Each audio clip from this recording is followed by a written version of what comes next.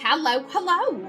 My name is Callista, and welcome to Pillars of Eternity 2, Deadfire. It feels so good to say that. I have been so excited to play this. I absolutely loved Pillars of Eternity. It truly did. It exceeded every expectation I had.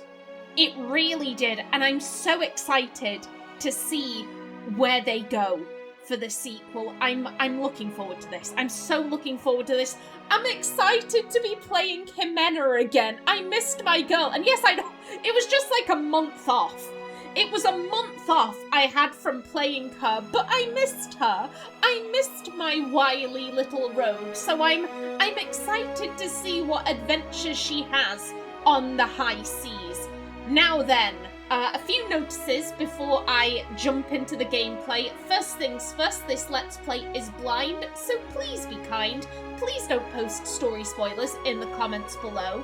Now, I know very little. I think I know less about Deadfire than I did Pillars of Eternity 1, so I only know what is in the beginning of the game. I know that a big-ass statue goes on a bit of a rampage, and the Watcher has to get on a boat and chase them. And that is my explanation for the plot of Deadfire. We are on a boat, chasing a big-ass statue. I do remember there is a big-ass statue under Cadnua. Methinks they might be one in the same. And yeah, aside from that, I don't know anything. I don't know anything about this game. What else? Yes, if you are looking for a Let's Play that is very fast-paced, focusing on combat, min-maxing, creating the perfect builds, the perfect party synergy, thank you for checking out this Let's Play, but this is not the Let's Play for you. I do not care about min-maxing. I do not care about coming up with a great build. I care about role-playing. This is going to be a very roleplay focused Let's Play. I will be taking my time. I will be going into, okay, what is my character thinking? What are they feeling? How do they respond to the situation that is going on around them? I am very slow paced. I am very, very slow paced. I enjoy reading codex entries. If that sounds like something you might enjoy, then, come on this journey with me.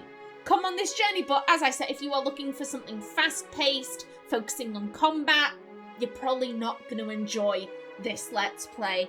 Oh, yes, that reminds me. So, I have all of the DLCs, except for the Critical Role Pack. I've never seen Vox Machina. I have no interest in playing as one of those characters, and it was just portrait packs and some voice sets. So I was like, I don't need to have that. Yes, it's free, but I don't need it. But yeah, aside from that, I have all of the other DLCs installed.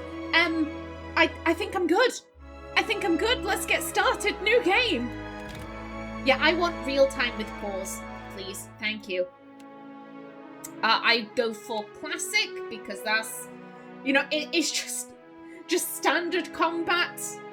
That's really all I'm after. No level scaling. Balls to that. Yeah, we will start the game.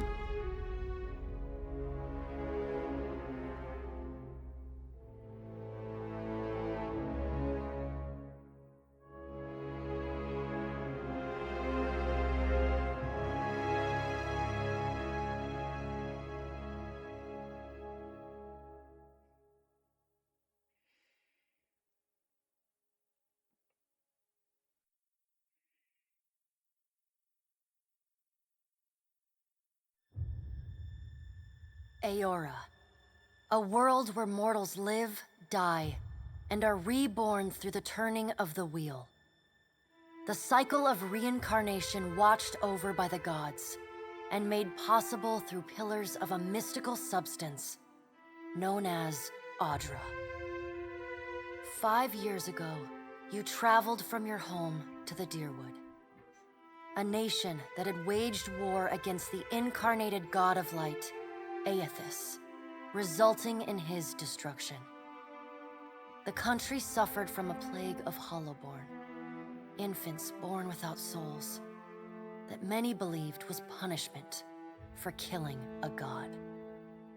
In an ancient, secluded ruin, you witnessed a secret ritual that inadvertently transformed you into a Watcher. One who can see and speak with souls. The ritual also gave you horrible visions, waking nightmares of a past life that threatened your sanity. To put them to rest, you pursued the man who had led the ritual, a seemingly immortal agent of the gods, known as Thaos Ix Arcanon.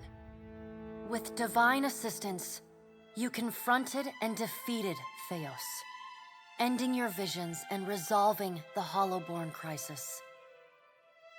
In so doing, you also learned the great secret that Thaos had protected.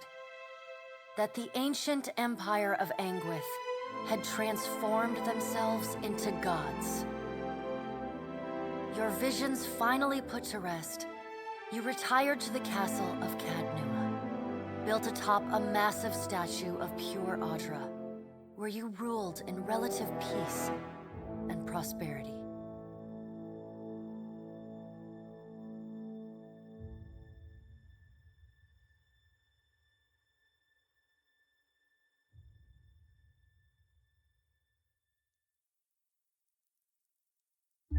Made a nice story. You fixing up that old keep? Lifting the curse? Must have told it 100 times. But something got to gnawing at me. Thinking the spirits there weren't really at rest. That maybe the gods weren't finished with us.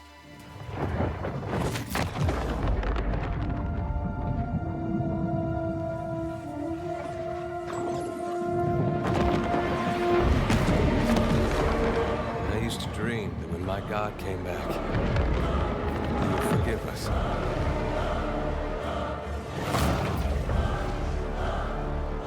Last the trouble with dreams. Sooner or later, we all have to wake up.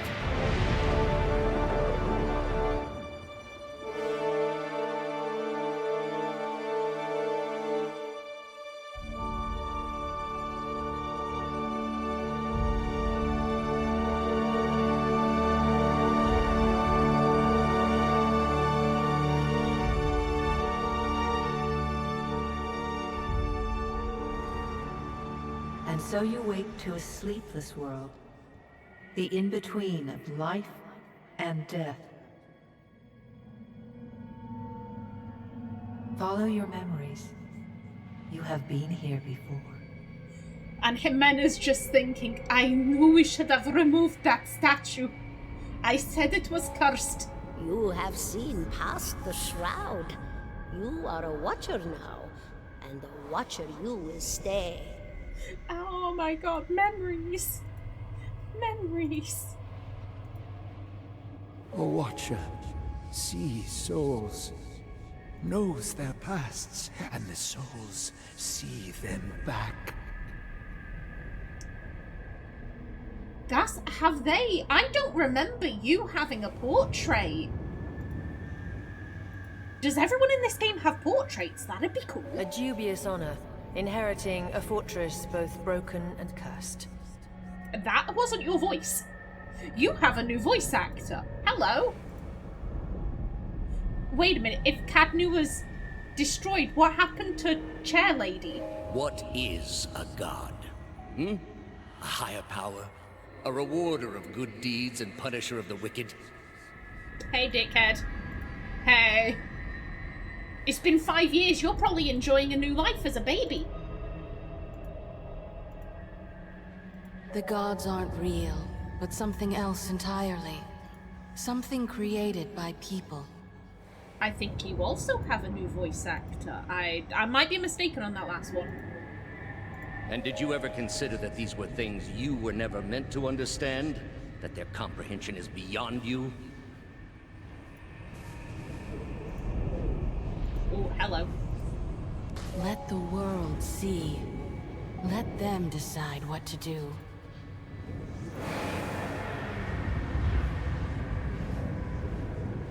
Ximena, should The you wheel has turned again, Watcher. Come. Ximena, don't go towards the light. Don't do it, girl. I know I was directing you, but don't do it.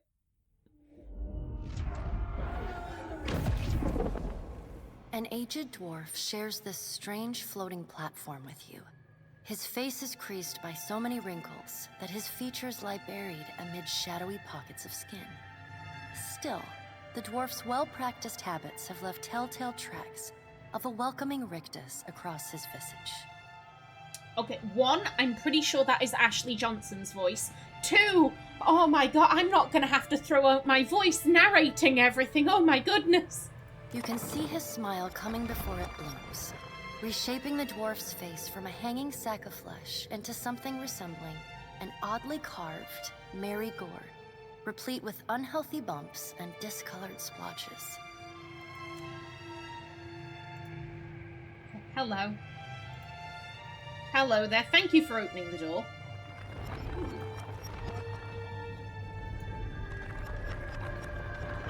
Oh, hello, that's a hand. Sit. Please. Don't mind if I do.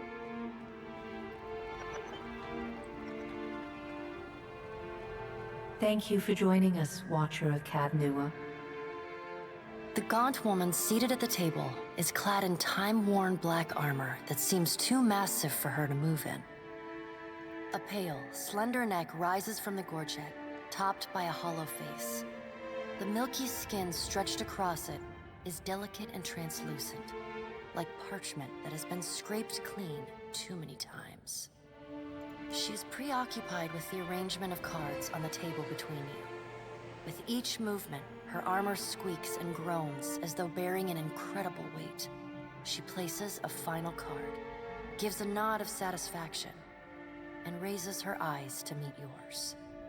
Your brush with the divine has drained you of your powers, fractured your memories. Look upon these cards.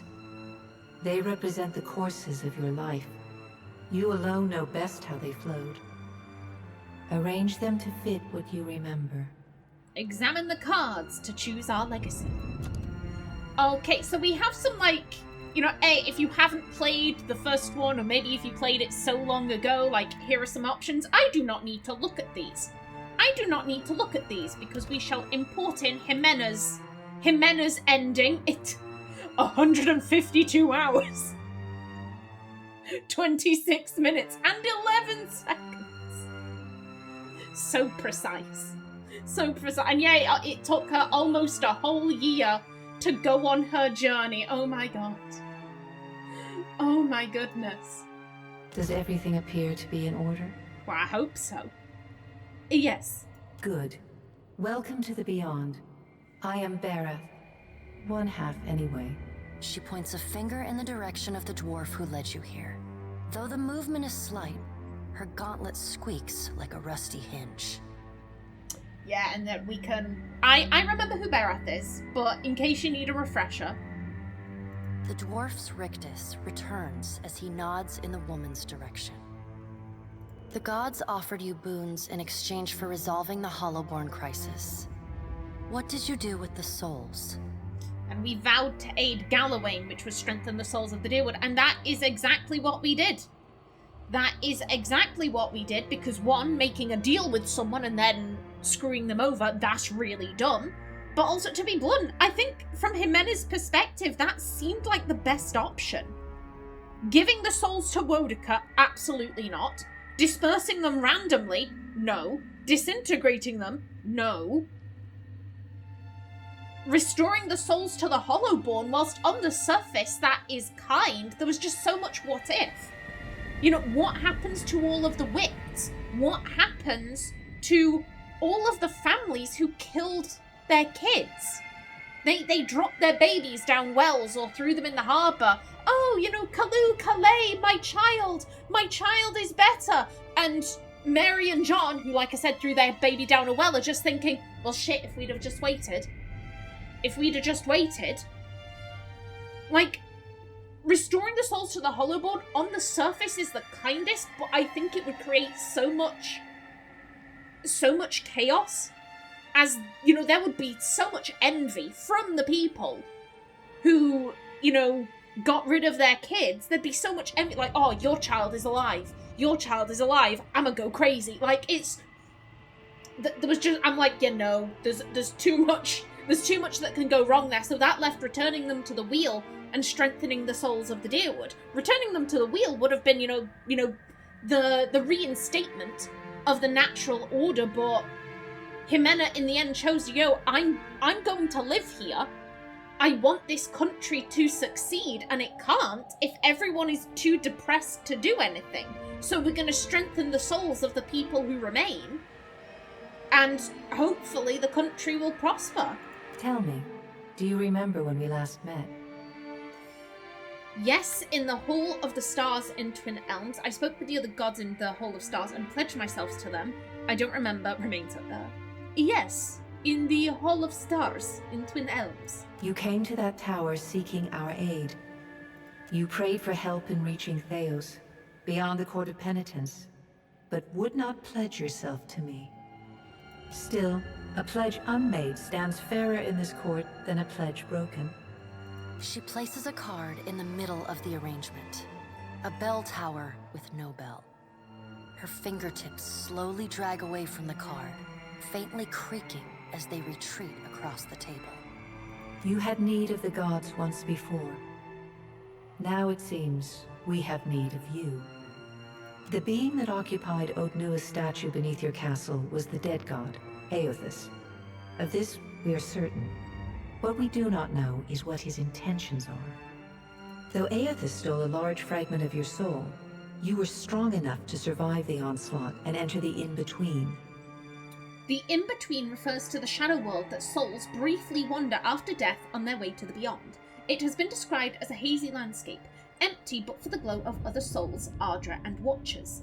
This is the space that Watchers peer into when they observe and speak to lost souls and soul fragments. Even the gods cannot reach it. Oh, okay. You and he are still connected. He has chosen a body made of living Ardra, perfused with the power of thousands of souls, including yours. It should be little difficulty for an experienced Watcher to find him. Am I dead? Why don't you just do it yourself? I'm not going anywhere near that thing again. Well, why don't you do it yourself? We know from the first game the gods don't fuck with each other because there's that ancient agreement.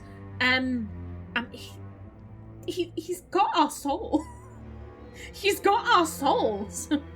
Am I dead? No. But neither is your body truly alive. Your lungs draw breath, your heart pumps blood, but your flesh is as soulless as a hollowborn. That is, until I return you. She delicately places a card upright on the table.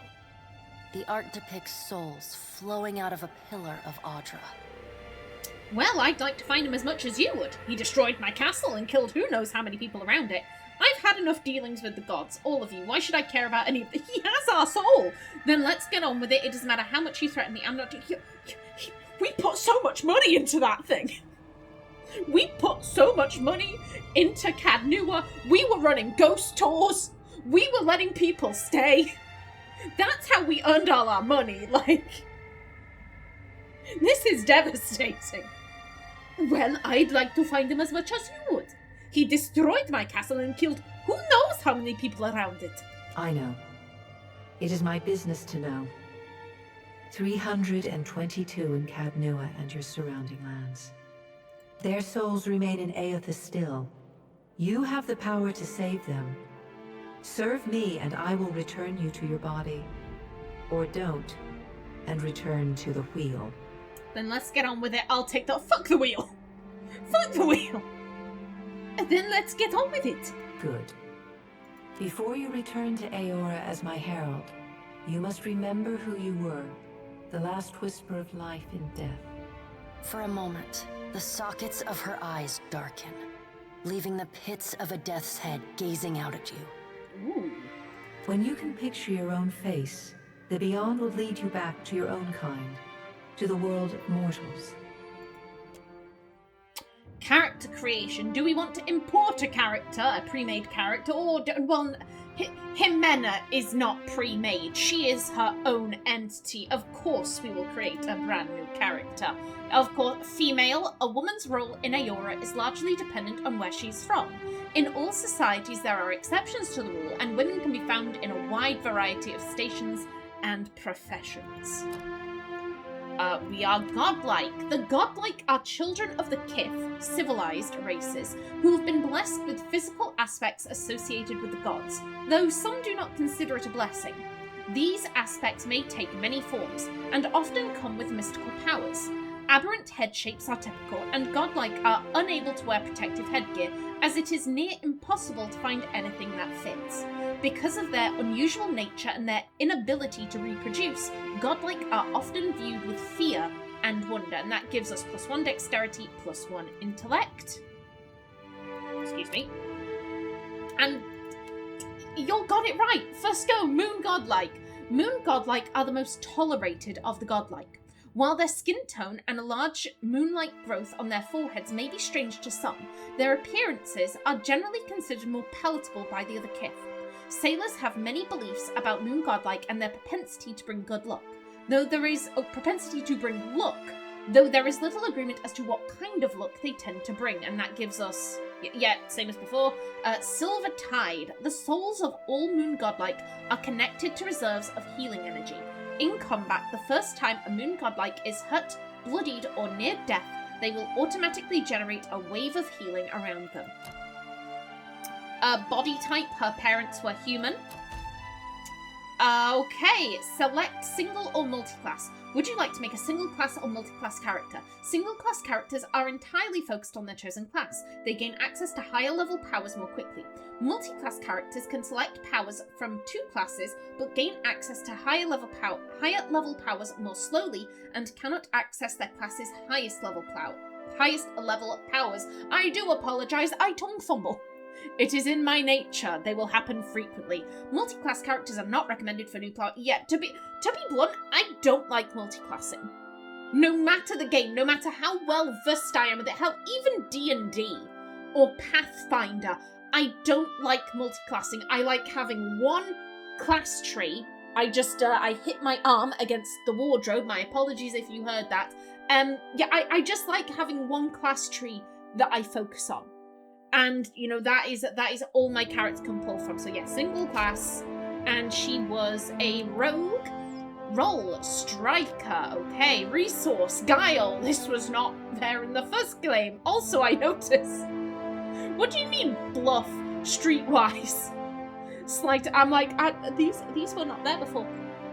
Rogues are vicious killers, feared for the brutality of their attacks. They can be found as often in dark back alleys as the heart of battlefield skirmishes. Though unpredictable and undisciplined, rogues are commonly used as shock troops or as part of a surprise assault, their withering attacks breaking enemy ranks and morale. Rogues tend to congregate in larger numbers in cities, where they can be steadily employed as mercenaries or hired muscle. Yep, +2 bluff, streetwise, stealth, sleight of hand, and mechanics. Now this took me by surprise, so I did load into the character creator just to get a gauge on what I was working with, so I could go through it as quickly as possible when recording this episode. This threw me for a loop. Obviously there were no subclasses in the first game. Ximena was just a plain rogue, so I was very tempted to go no subclass. Of the remaining 4, assassin, absolutely not. Ximena is not an assassin. Street fighter, also absolutely not. Ximena does not get into fights in the streets. Trickster, now I did briefly consider Trickster because Ximena's bestie in the first game was Aloth, and I thought maybe he might have shown her a couple of spells. However, as charming as they are devious, these rogues use cleverness and diplomacy to achieve their goals. Often acting only in self-interest, they have been known to contract high society thefts, unveil scandals, or even perform the occasional white glove assassination. That is Ximena. That is Ximena. For better and for worse. I have to go with this, although penalty cannot engage, so Ximena won't be able to start fights, but then again, she so rarely did. She was happy to end a fight, but she very rarely started them. And cowardice, receive a penalty to accuracy and defense if there are no allies nearby. I actually think that fits her perfectly. One of the first things she did in Pillars of Eternity, she was like, yo, I need to get help. I need to find a crew. Yes, I often operate on my own. However, the first thing I need to do, strength in numbers, I am in a foreign land. I am a godlike.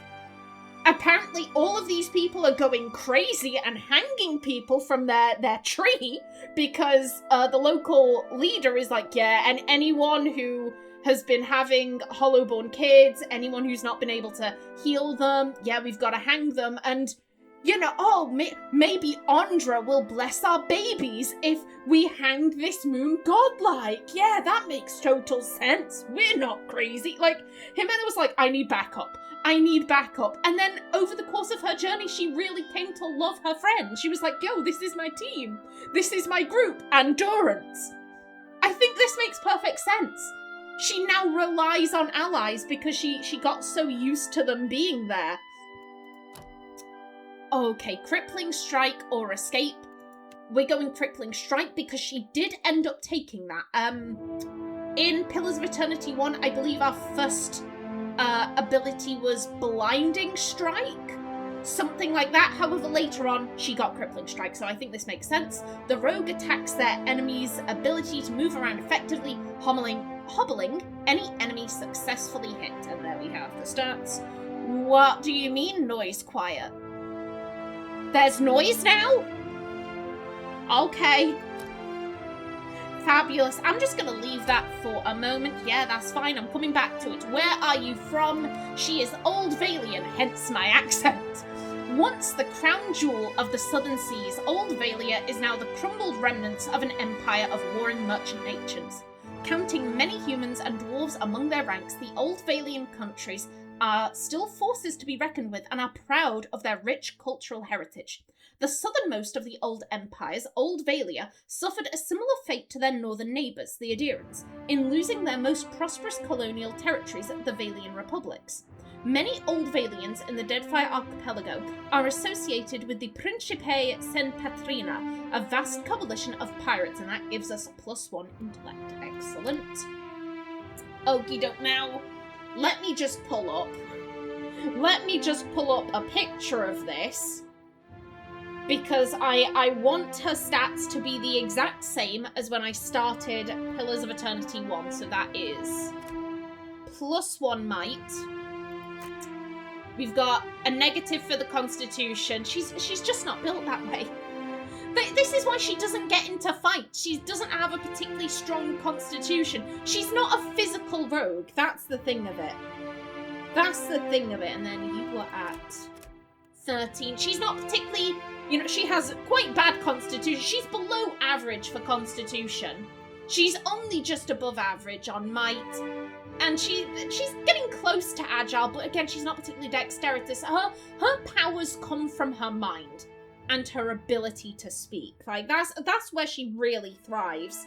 With a 16 on perception, she is quite observant. Her intellect, just beneath quick-witted, and her resolve is at a 15 strong-willed. She is a force of personality. Definitely. And her job, she was a drifter. You never quite fit in no matter where you go. Each new town is just a place to rest briefly before moving on to the next. You are more comfortable on the road, travelling the world. That is +1 sleight of hand, +1 bluff, and +1 streetwise. The available weapon types. Okay, so... yeah, I did put that in. Okay, so her primary weapon that she used was Persistence, which was a hunting bow, which gives us rapid shot. The hunting bow allows for rapid draw and fire of arrows at the cost of accuracy. And then I think Rapier. Needle strike. Carefully strike with your rapier, aiming for vital points to ensure success. Fighting this way increases accuracy at the cost of recovery. Lovely. And where is my girl? Where is my... There you are, my darling. Look at you. Butter wouldn't melt. Butter wouldn't melt. And she's done some horrible, horrible things. Now then, her colours. So we don't really have much in the way of skin. You know, she's moon godlike. They're blue. They're all blue. Her hair, I want to go with this. And her eyes, as we can see, they are just pure white. As for her clothes, so her kind of signature armor was is it the Jack of something waters? You know what? I'll have an image. I'll have an image up of it on screen. I'm just saying, if anyone who is very familiar with Pillars of Eternity 2 knows, oh yeah, there's an armor that looks identical or looks very, very similar. If you wanted to tell me the name of that armor so I could be on the lookout for it, I would be very, very grateful. And then as for, I believe this is the shawl. Yeah, okay, I'm thinking I actually want to go with a red to kind of mimic the cloak she's wearing in this picture. I think that's cute. And as, you know, blue and red. It's a classic colour combination. Okay, her head. Yeah, oh, this 100%. Now, I love how we have all of these new hairs. I absolutely love this. However, it does sadden me because I'll be going with this one. I was so tempted. There are some really lovely hairs. I love this braid. You know, I think she could probably braid her hair. You know, this is her with her hair down. Here she's got a braid. 2 braids. Lovely. However, I noticed in this game, godlike apparently have pointed ears like elves, which obviously we couldn't see in the first game, and I would argue that's a rounded ear. I would argue. However, you know, clearly they're like, godlike now have more elf-like ears, and I don't like that. I want to cover it. So yeah, we're gonna go with this long hair right here. Her voice in the first game was smooth. Easy does it. Right here. I got this. I got this. I've got to be honest, I'm not too sure about this. I'll teach you a lesson. I'll take a peek. Here's the thing, it's the same voice lines at the very least. But then again, you know, it's been 5 years. It's been 5 years, so, you know, maybe Ximena's voice has gotten a wee bit deeper. Mm-hmm. I got this. I got this. Yeah, we're gonna go with... I've got to be... I wasn't particularly fond of any of the voices, but at least with this one, it is the same voice lines as the first game. So I'll take it. And then pose, I'm just gonna go with roguish. She stood there with a hand on her hip, looking lovely. I love my girl. I love my girl. Now, I believe after this, it's choosing a name. Now, all of my characters have backstories, so I am going to play Ximena's backstory from the first game. Now, there should be a little timestamp popping up down here. If you don't want to see Ximena's backstory, then please skip ahead to this time. However, this is Ximena's past. Ximena was born to loving parents.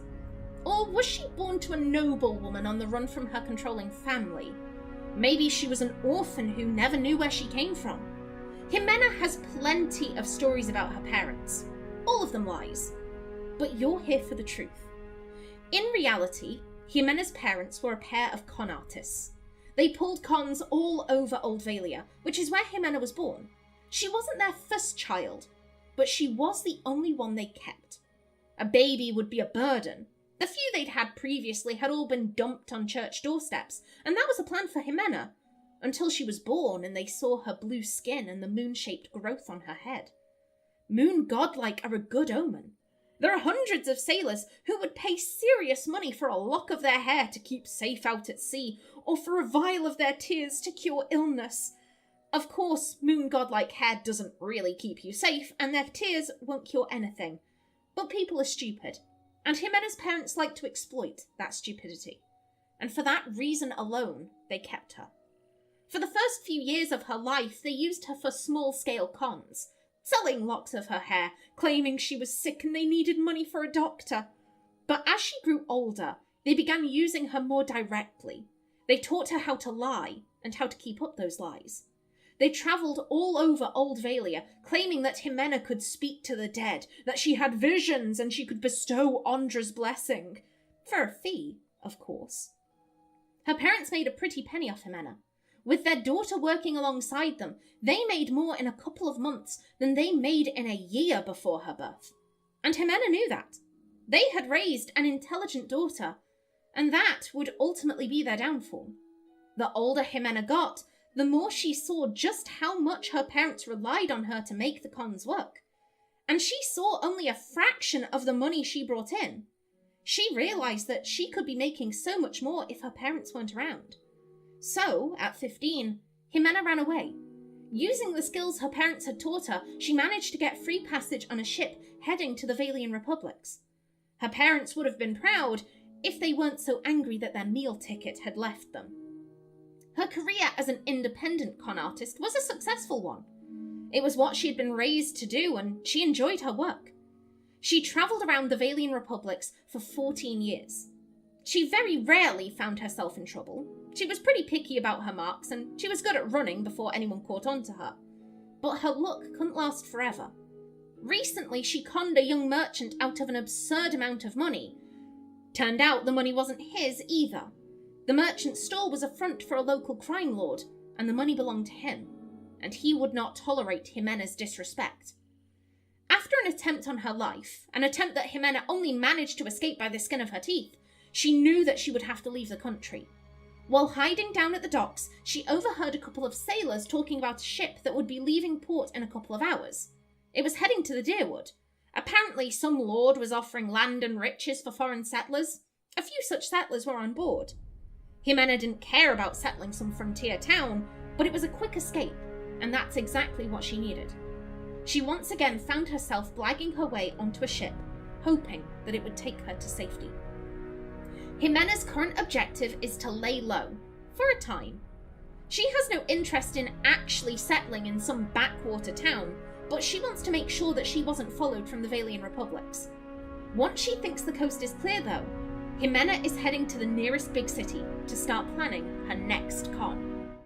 Okie doke, and there we go. That was Ximena at the start of Pillars of Eternity 1. Now, I am going to assume that you've seen that Let's Play. The long and short of it is that Ximena left the Deerwood in a far better situation than I thought she would. I thought she would wreak absolute terror over the country, but no, she actually did a really good job. And over the course of the journey, she realised, oh my goodness, I've been so selfish. Throughout my entire life, I've been so incredibly selfish and nasty and just not a good person.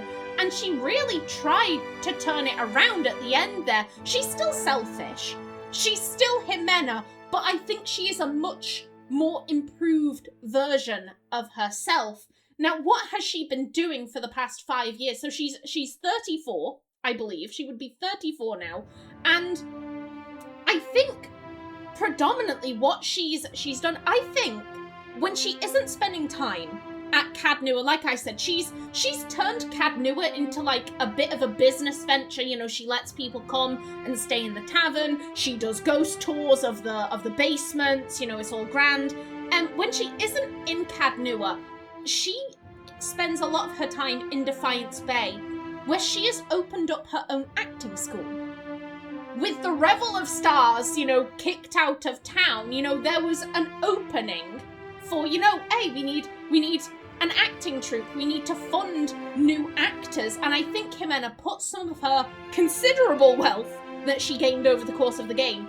She opened up an acting school because that's her thing. She loves to act. She used her talents for you know, bad, and now she's trying to funnel it into something positive, and she is training up the next generation of actors. And sometimes her investors, House Dominel, might take interest in a particular young actor who they think, we could turn their talents to something a bit more thievery based. You know, they've got a working relationship like that. Occasionally, Ximena, you know, she might pull off the odd heist, the odd con for House Dominel, but predominantly, she has been focused on building up her school and, you know, making sure her students are doing well. She attends a lot of theatre performances. I think she's been living a pretty decent life. And now her castle is destroyed and her soul has been ripped away from her. I'm so sorry, girl. I'm so sorry. Yes, her name. Ximena. My beloved Ximena. Okay, and there she is. There she is. Okay. Yeah, we have... There are so many more passive skills now. Oh, no. Okay. I do think that would make sense. You know, like, she's your common or garden con woman. You know, she will have learnt back alley stuff. That sounds so much worse, but you know, like, back alley survival, let's put it like that. And she can bluff. She's very good at bluffing. Oh, okay, yeah. Yeah, I'm happy with this. Go forth now, Watcher, as my herald. Know that I do not give you this title lightly. When the time comes, you will have the power to reveal the souls that cling to you, to open the gateway from the in-between to the waking world. Ximena gets a little wee portrait in the same style. Oh my goodness. Find Aethys. Learn his plans. When I have cause to talk to you, I will summon you. With a quick gesture of her hand, you feel a sharp pain in what would be your chest. The pain continues, intruding deeper into your soul. Looking down, you see a small lump of darkness roiling within you. The darkness lingers there, but the pain abates and fades entirely within the span of a few seconds. A chime. Do not fear, Herald. It will not harm you unless you choose to cross me. I trust it will not come to that. Her gauntleted hand gestures to the dwarf, hovering nearby. The dwarf nods, contorts his face with his odd smile, and gestures to a new door. I assume this is for us then.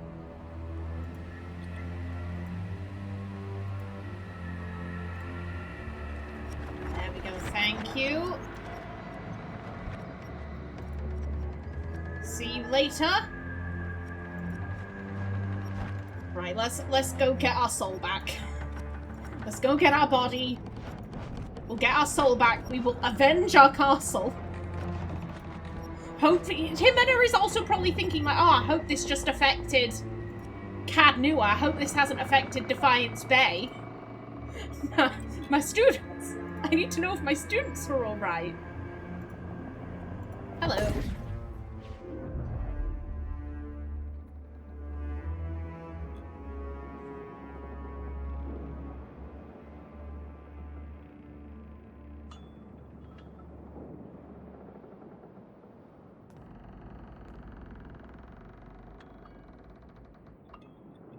The return to your body feels like waking after a fitful drunken sleep. The rocking of the ship sends pain jolting through your limbs. Crashing waves hammer inside your skull. Is that who I think it is?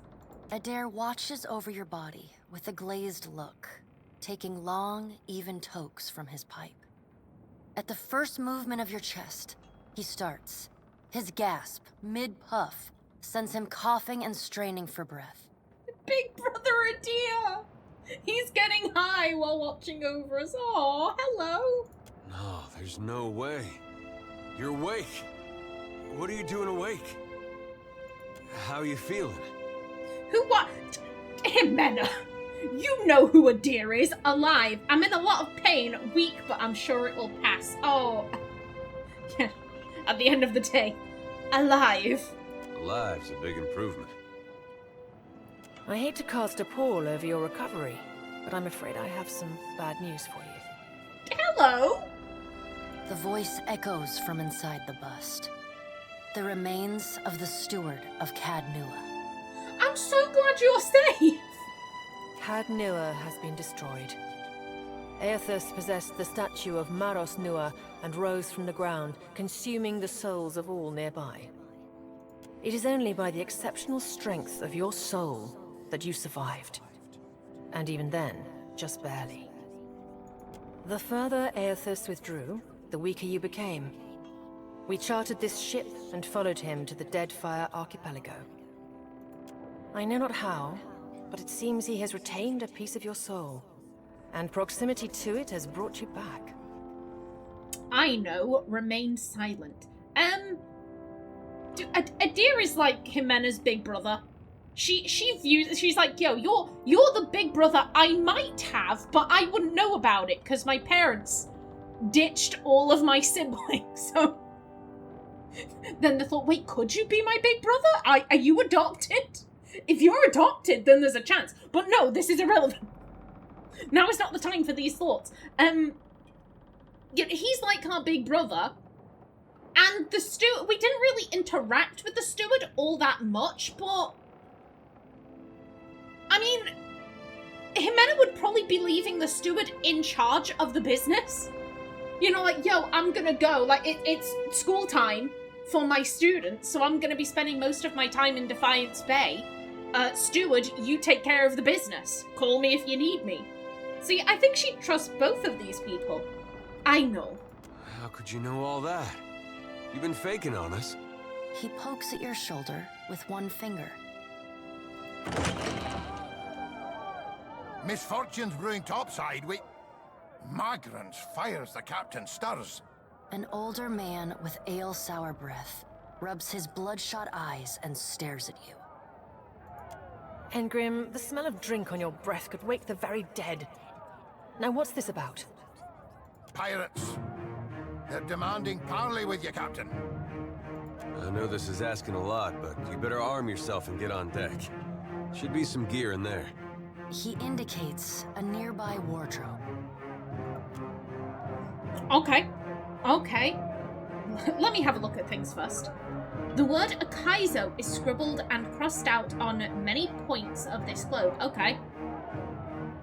There are weapons in the armoire here. I know, but I want to have a chat with everyone. There's gear in that wardrobe. Take what you need. Okie doke. Okay, let's see. Hunting bow, a rapier, mail armor. I want light armor. I would like some light armor, please. Alright. Now make some use of it. Okie doke. What? Simple clothing. Very nice. And yeah, I've got it. Put that there. This is not Ximena's thing, but it's all good. It's all good, darling. And yeah, her main weapon is her bow. Her offhand is a rapier, just in case she gets up in anyone's business. Just... Our animals! What became of all of our pets? Are they dead? We have to go kill him! For the animals! For the beloved animals! The pirates of Deadfire are notorious. I suggest you deal with them quickly. Okay. Okay, let's go.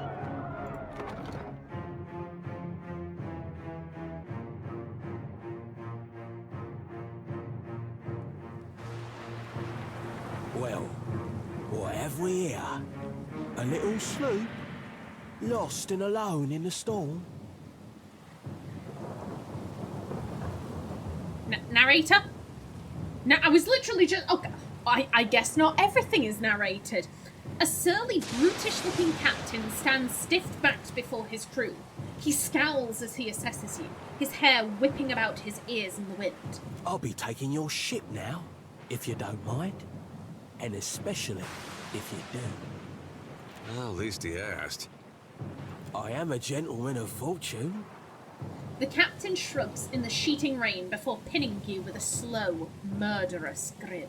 Give her up easy, and I'll see you get a swift death. It'll be bloody and agonizing, sure. But at least it'll be quick. Okay, yeah, we've got They're not spelled out now. These they have like a little symbol instead. Okay, I don't have any quarrel with you. Why do you want my ship? Diplomatic. Well, they're pirates. That's why they want it. Pirates. The storm's pretty loud to just say you're surrendering. How strange, clever. I'm going to mount your skull in my cabin. Aggressive. Make a rude hand gesture. Stoic. Attack. Fire all cannons. Aim at the mouth. No. This is Ximena. She had a clever mouth in her in the first game. Like, yeah, she has maintained that. The storm's pretty loud. Did you say you're surrendering? How strange. And then he's going to wear his breeches on his head and dance for us? Did I hear that right?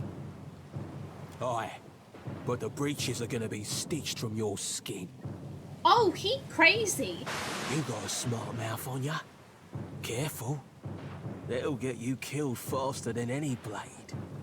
He grins to show crooked teeth. Listen up, mates. He cracks his neck as he addresses his crew. I'm off to spear me a bigger fish. One with sharper teeth like.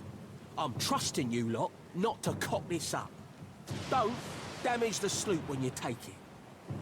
Play with the crew if you'd like, but don't bring me any prisoners. None that are alive. You had bandwidth after. Okay. Okay, I should probably look at that, but I won't. Girl, you need to. I don't appear to have control of you. Okay. Roguish charm, guile. We're just gonna learn. We're gonna learn as. Okay, there we go. Yeah, let's make that bigger. There we are. And then that's rapid shot. Oh, and I was gonna say we have a watcher ability. No, Visage of Death's Herald. Oh no, I was like, did Bereth give us this, or is this a watcher ability? It could be either. Let's be honest, it could be either. Defend the ship! I'm trying. That's right, fire. You've got this, lads. Okay, there we go. No. You need to keep close to Adia because we have that cowardice ability. There we go, and then up the stairs. But don't block the stairs. There we go.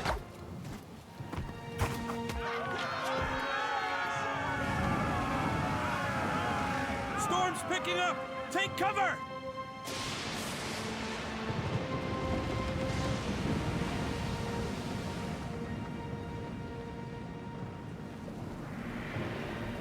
You've defeated the pirates, but you're not out of trouble yet. The storm picks up, lashing your ship and driving you dangerously close to a rocky shore. The Defiant's crew hurries to reduce sails and batten down the hatches. They work quickly, but the ship is still listing heavily. The Defiant is the ship purchased with the last of Cadnua's riches. It has borne you from the eastern reach to the Deadfire archipelago. Okay. Just then, a loose crate tumbles towards you, gathering speed on the rain-slick deck. It misses you, but knocks Chitapek, one of your deckhands, off his feet.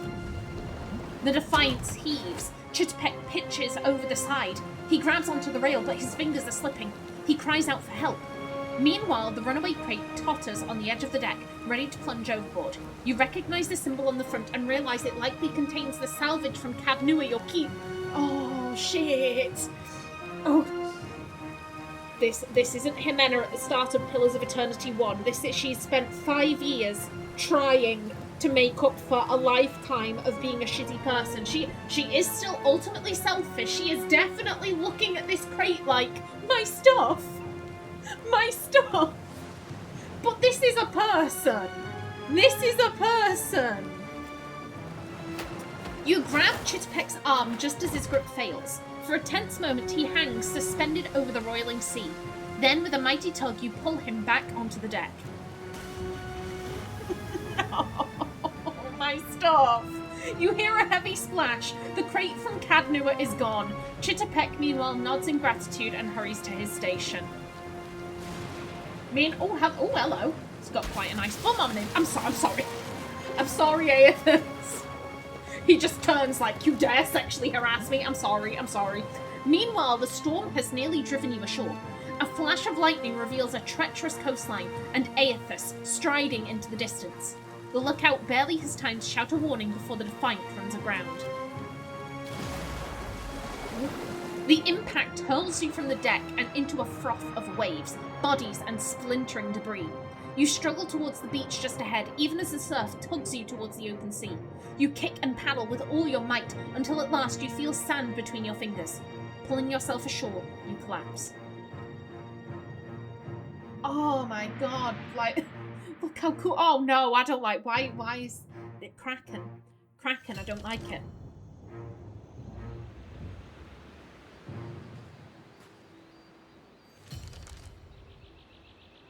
You've been getting a lot of sleep so far on this trip. I'd have woke you, but you look so peaceful with your face in the sand. Adir runs his fingers through his hair and tosses a strand of seaweed he finds lodged there. He examines it closely, then tosses it onto the sand. If you're worried about the ship, you can stop worrying. It's wrecked right over there. He points out the Defiant, despite it being difficult to miss from your vantage point. So far, it's just you and me and the chair lady over there. Adir nods towards something further up the beach. Hey, she still lives. It's a relief to see you awake, my lady. I worried you were in for another long sleep. Your steward appears to be lodged between some rocks. Despite this, her tone is warmly cheerful. Oh, what happened? Where are we? I hate boats. I don't think Ximena would hate boats. She's Valian.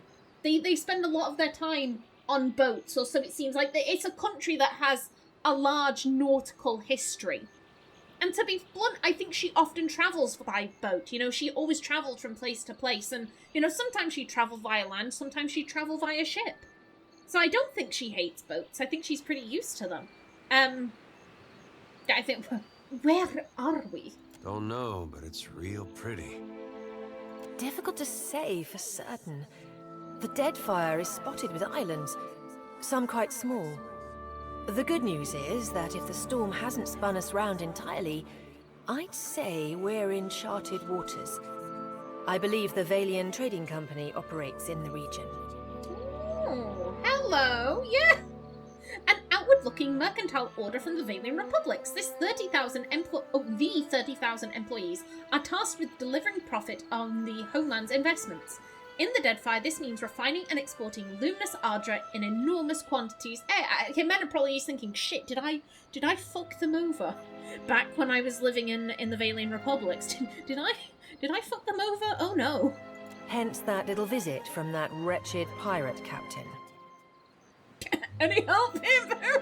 Let's get going. What do we do now? Can we patch up the ship? Yeah, we're gonna need that boat. If we're chasing a statue, we're gonna need that boat.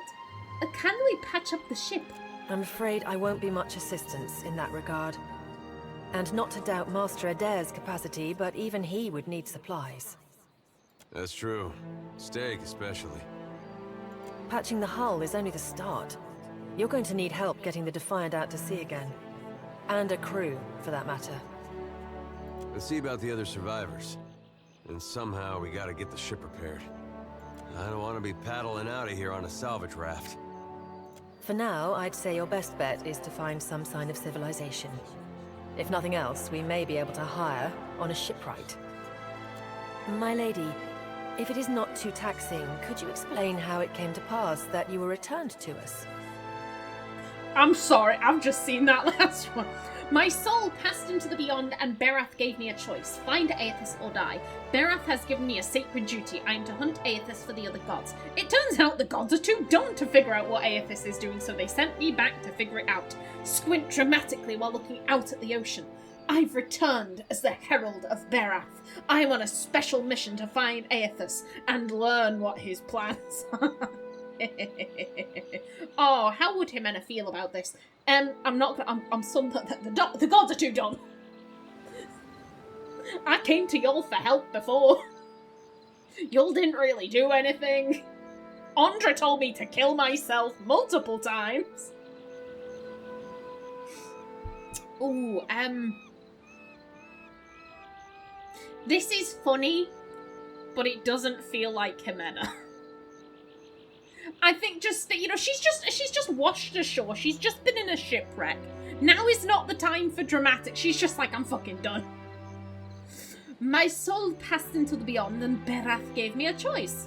Find Aethys or die. These gods.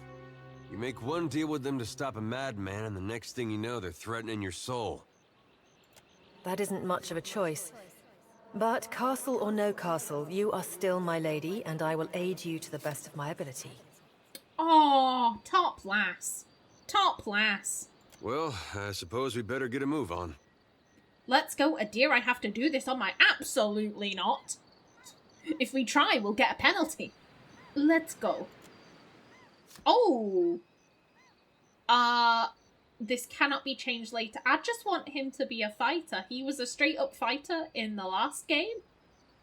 I want him to be a straight-up fighter now, so thank you. Hey, buddy. Okay, let's see. Well, we've got 2 people here. We've got some crates over there. You're right. So many souls lost. Surely someone else survived. Okay, let's... Oh, hang on a minute. Do we have... Oh, yeah, it's a big-ass beach. It's a... Oh. Oh my... It's like a proper map. It's a proper map. That appears to be a ghost. Oh, I'm so sorry. I'm so sorry. Okay, well, first things first. We have pig. We have pig. I'm sorry. Also, Cosmo. Okay, I named him Waddles. I gave all of the pets names, but maybe this is like son of Waddles. Cosmo. While Cosmo is following around, you gain a bonus to Constitution, and your party is more effective with healing spells and potions. Oh, fuck yes. No, excuse you. I'll have that. Why not? A hat that I can't use. Hand-stitched by one of the finest hatters of Salona, the sharp lines of this hat suggest defiance against an uncaring sea. The Earl of Norwich gifted you the hat in recognition of the foresight, both natural and supernatural, for which you have gained a reputation in the Deerwood. You're not sure where the eye patch came from, but it reeks of rum. Okay, and... Yes. Okie doke. I'll have that, why not? Buddy, you can... Ooh, hello. Yeah, Adir chose not to return home to Gilded Vale. Through a number of quiet inquiries, he soon found his way to the underground organization of Aethasians known as the Night Market. Ironically, this is the Yeah, this is the same thing as his little whatchamacallit. His end slide. Yeah, oh that's cool. Yeah, you can have this. There you go. Oh my god, you look cool. We can't have a hat because apparently this moon growth prevents her from wearing like a bandana or a hat perched like so, or a tiara, but no, apparently, or a cloak, perfect, but no. Is Ximena jealous? Undoubtedly. Okie doke. I feel bad there's not enough for everybody. Aww. You don't have to worry about that. You get your own hat. Hope the rest of those sodden bastards made it. Oh, okay. Give me a real challenge. Oh god, there are so many dead. Be right there.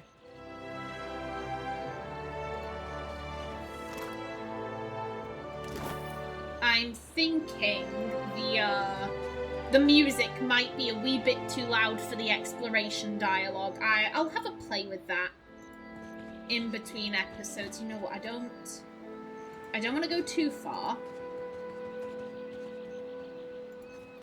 Yeah, let's check. Oh my god. Watch and learn. Oh, yeah, don't mind if I do. Fire, kelp, and some water. Help! Somebody! Per con Blanca! Oh, hello! Hello, give me a minute. Just looting the dead. The Defiant is looking far worse for wear after its unexpected landfall. The hull has splintered in several places along the keel, while the tattered sails stand as evidence of your battle with the pirates. Oh, that's athletics. Probably not. The deck of the Defiant is well out of reach from here. The ship groans like a beached whale each time the waves roll in, but it doesn't seem to be listening further. You may be able to climb up. We could scale the hull by hand, which Ximena would not be good at. She's not an athletic gal. I mean, we have a grappling hook. Stay put. Yeah, well, we might as well use it. One good throw, and the hook sails up and over the rail, catching firmly. A few tugs suggest that the grappling hook should hold fast. Yep, we lost the rope and grappling hook. We shall use it.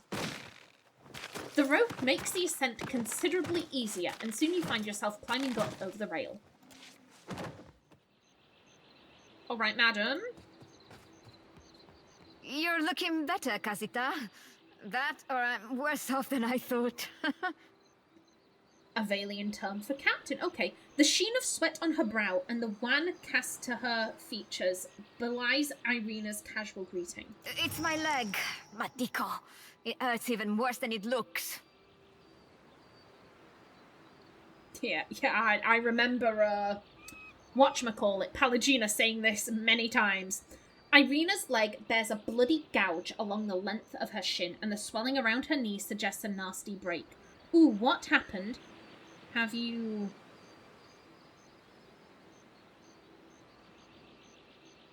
Okay. So yeah, we have zero skill in this, but apparently Adir is assisting us.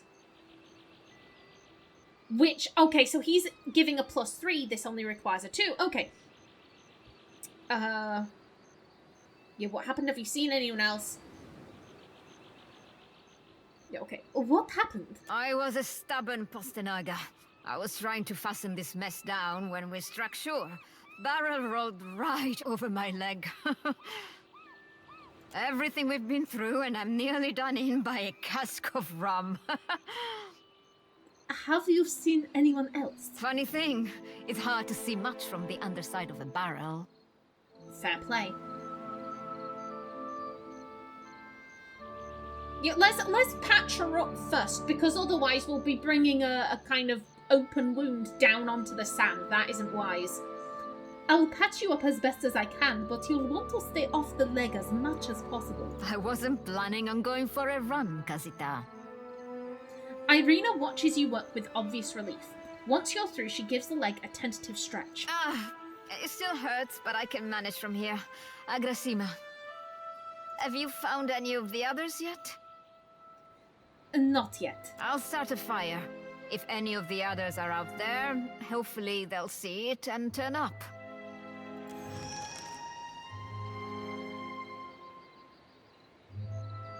Okie doke, fabulous. And is there... Okay, no, that'll be how to get down.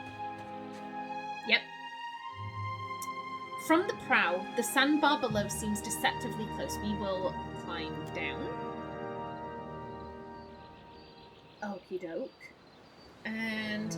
Aha! Okay, so she's set up shop right there. Yeah, I'm sorry. Ooh, leather armor. Give me a real challenge. With me. Yoink. Okie doke. Let's put that on because that's what she tended to use. There we go. It's still...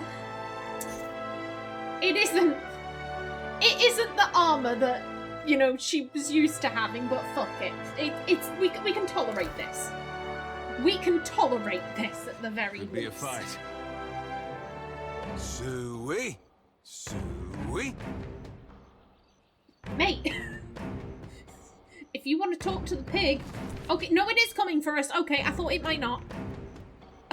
I thought we might be fine, but no. Come on. There we go. Nice. Yes.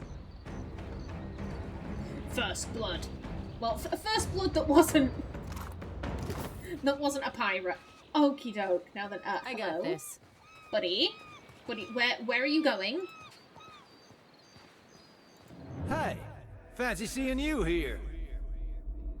The spirit's voice warps and shifts, muted as if by great distance. Even so, he grins brightly at you. I can't see much of anything, really, apart from you. Just endless gray. What happened? Oh, I'm sorry, buddy. I'm sorry, and there goes my time. And we will finish speaking to this dead sailor, and then I will bring the episode to a close. The ship ran aground in the storm. You died. I'm afraid you didn't make it. Shoot, go towards the light and all of that. You didn't make it, you idiot. You're dead, and yeah, that's cruel. I'm afraid you didn't make it. It's weird. I thought death would be different.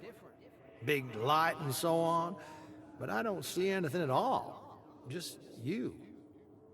Berath charged me with guiding souls to the afterlife, so I suppose you're my responsibility now. Too bad for you, I'm leaving. No, I get. She's a watcher. Even if it wasn't for Berath, she's a watcher. So like, if she doesn't help them on, they'll just follow her around and she'll go crazy. Berath charged me with one second. Berath charged me with guiding souls to the afterlife, so I suppose you're my responsibility now. Oh, suppose that sounds nice enough. I'll follow you then, shall I? Come along then, if you must. Don't you dare stay away. I mean, Ximena was quite freaked out when she first started seeing ghosts, but I get after everything she's been through, and it's been 5 years since then, she's probably quite like, oh yeah, there are ghosts. Like, it's fine. They're chill. And you never know, we might find some use for them. But come along then. The spirit falls into step behind you, radiating cheer. Still seeing ghosts, huh? Suppose you're stuck with that. Yes, I am. And on that note, we shall bring this episode to a close. In the next one, we continue searching the beach. But until then, please remember to like if you enjoyed, leave a comment below, and if you wanted to subscribe, it would be very much appreciated. A special thanks to my channel members such as SM2K, Christopher K. Davies, CGG, and Kevin Bicknell. I've been Callista. Thanks for watching, and see you in the next episode.